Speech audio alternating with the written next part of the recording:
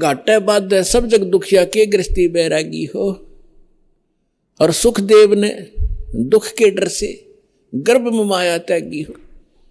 आता आईच्या गर्भात मुलाला आपल्या भविष्याचे व पूर्वजन्माचे सगळे आठवत असते की मागच्या जन्मात मी काय काय चुका केल्या, इतके मनुष्य जीवन मला मिळाले, मी कसे बर्बाद केले, संत पूर्ण भेटला नाही, साधना ठीक झाली नाही, अटपट करून सिद्धी प्राप्त करून आपल्या जीवनाचा नाश केला, मग 84 लाख योनी भोगल्या मी. तो सर्व इतिहास बघत राहतो. मागचा बॅकग्राऊंड ट्रेलर चालू असतो. त्याच्यापुढे पुढचे जीवन पण त्याला दिसत असते की यात माझ्याबरोबर काय काय होईल. तर हा विचार करतो की हे भगवान, आता तरी या नरकातून काढ दाता. मागे चूक झाली ती झाली, आता चूक नाही करणार. परमसंताला शोधीन, केवळ भक्ती करीन, तुमची आठवण काढीन, पिच्छा सोडवीन, जन्ममृत्यूचा रोग नाहीसा करीन आणि केवळ आपल्या निर्वाहासाठी आपल्या सिंपल वेने राहीन आणि निर्वाहासाठी काम पण करीन, परंतु भक्ती अवश्य करीन. मूळ उद्देश जाणून करीन. मला एकदा बाहेर काढ दाता. तर याच गोष्टीला आठवून सुखदेव ऋषीजी 12 वर्षांपर्यंत गर्भातून बाहेर नाही आले. मग ब्रह्मा विष्णू महेश इथले व्यवस्थापक आहेत, यांना चिंता वाटली. काळाने यांना प्रेरणा दिली. आता रिमोट त्याच्या हातात आहे. त्यांनी मीटिंग केली की बाबा, एक सुखदेव नावाचे एक ऋषी आहेत, एक बाळ आहे, गर्भातून बाहेर नाही येते, 12 वर्ष झाली. असं तर ही मर्यादा आपली खराब झाली तर बहिणी 12 वर्षांपर्यंत बाळ गर्भात ठेवू लागल्या तर खूप दुःखी होतील. बाळ तर 9 महिने कठीणसा होतो या बहिणींना, मातांना गर्भात ठेवणं. त्यांनी विचार केला की बाबा चला, तो ऋषी आत्मा आहे, त्याला प्रार्थना करूयात, त्यालाच सांगूयात, त्याला मनवूयात. तिघे आले तेव्हा तिघांनी येऊन सांगितले की बाबा सुखदेव, तू बाहेर ये, अशी आमची परंपरा खराब नको करूस. तेव्हा त्याने म्हटले, भगवान, बाहेर येताच तुमच्या त्रिगुणमयी मायेने हा जीव इतका आंधळा होऊन जातो, त्याला भूत भविष्याचे काही लक्षात नाही राहत.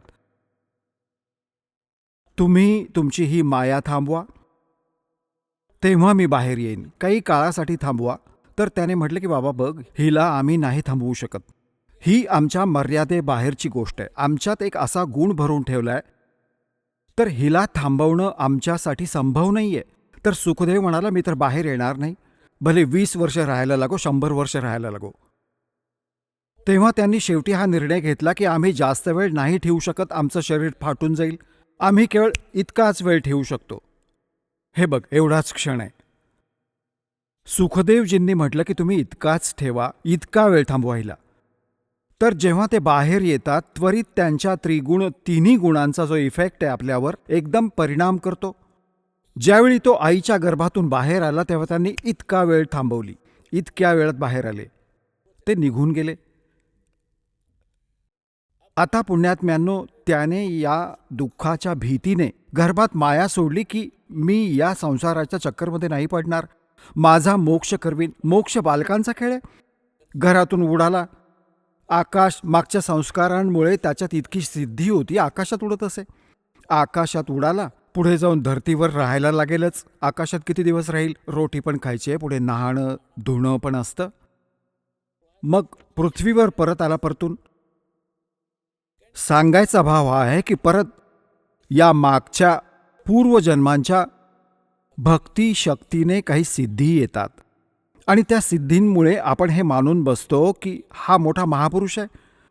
सिद्धी तर या प्राण्याची सगळ्यात मोठी शत्रू आहे आणि यासाठीच याच्यामुळेच हे सगळे ऋषी आणि महर्षी प्रसिद्ध होत होते. आपण ऐकत होता जगद्गुरु तत्वदर्शी संत रामपालजी महाराज यांचे मंगल प्रवचन, ज्यांच्या शुभ आशीर्वादाने संपूर्ण विश्वामध्ये 500 पेक्षा जास्त नामदीक्षा केंद्र आहेत, जिथे निशुल्क नामदीक्षा दिली जाते. निशुल्क नामदीक्षा प्राप्त करण्यासाठी आणि अधिक माहितीसाठी संपर्क करा 7030303951 7030303952. अद्वितीय आध्यात्मिक ज्ञान वाचण्यासाठी, पाहण्यासाठी आणि ऐकण्यासाठी संत रामपालजी महाराज ॲप अवश्य डाउनलोड करा. किंवा आमची वेबसाईट www.jagatgururampalji.org वर विजिट करा. आम्हाला सोशल मीडियावर फॉलो करा. सर्व पवित्र धर्मांच्या पवित्र शास्त्रांवर आधारित प्रमाणित अनमोल पुस्तक ज्ञानगंगा किंवा जगण्याचा मार्ग यापैकी कोणतेही एक पुस्तक निशुल्क मागवण्यासाठी आपण आम्हाला आपले पूर्ण नाव, पूर्ण पत्ता, पिनकोड आणि फोन नंबरसह लिहून 7030303951 किंवा 7030303952 या नंबरवर SMS करू शकता किंवा 7030303950 या नंबरवर व्हॉट्सअप देखील करू शकता.